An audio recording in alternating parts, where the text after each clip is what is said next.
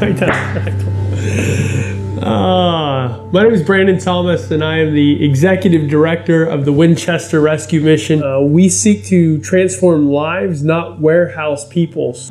Since 2015, when I first came in contact with the Winchester Rescue Mission, we have watched the rescue mission go from 7 men to currently 32 men.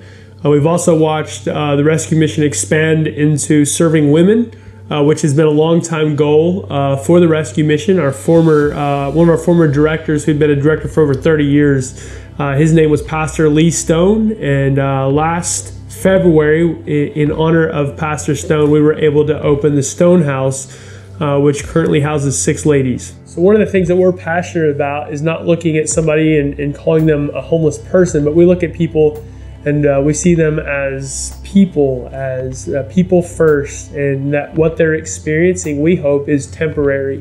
That homelessness is a temporary thing that somebody experiences, and so we want to work with them to ensure that it is a temporary thing. Yeah, one of the things that I've learned in serving in the rescue mission is that homelessness happens for several reasons. There are somewhere around 300 individuals experiencing homelessness at any time within Frederick County.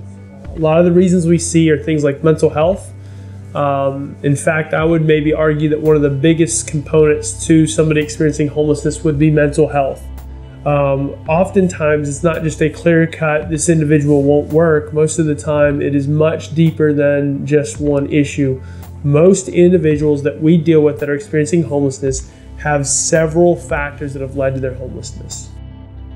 One of the things that I love about the Winchester Rescue Mission is we know beyond a shadow of a doubt that homelessness is a much larger problem than we ourselves can solve. So we see a huge benefit in partnering with other organizations.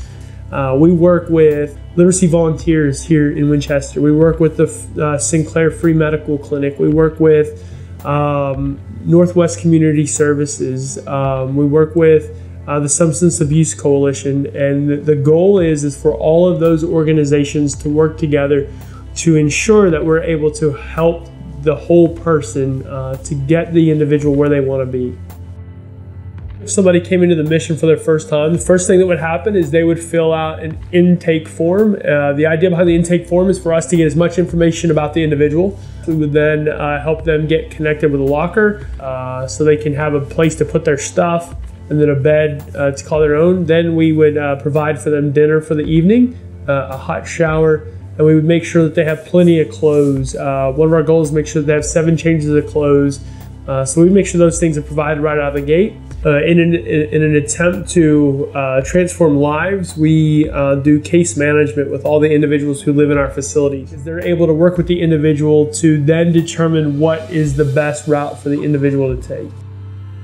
One of the things that I think drives us and keeps us going is stories like a guy who came into the facility. We partnered him with a case manager. We worked with him. We helped him find a job.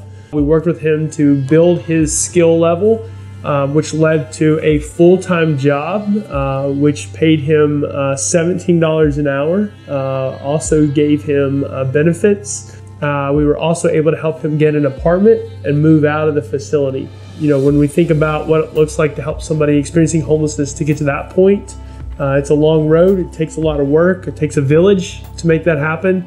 But man, when we see that come into play, it's an exciting thing. To be able to be that success story is the national average is between 12 and 18 months. When you're in a smaller community with fewer resources, most believe it takes as much as 24 months to make that reality come true. But I believe with our partnerships and the things that we have going, that the Winchester Rescue Mission is going to see multiple men and women experience freedom and growth in ways that they never anticipated possible. Right now, all of our shelters, the beds are located upstairs, and you have to walk up flights of stairs to get to the beds, which eliminates our ability to help individuals with disabilities. But we're seeing an increasing amount of individuals with disabilities ending up homeless. And so What I would love to see, what our team would love to see is in the coming years, us be able to open a respite care facility to help individuals with disabilities that are experiencing homelessness get the help they need to be able to get into a more sustainable situation. The obvious thing that's going to take to make this happen is lots of money, because not only are we going to have to get a facility that allows us to do this, we're going to have to hire staff that is capable of working with individuals with disabilities.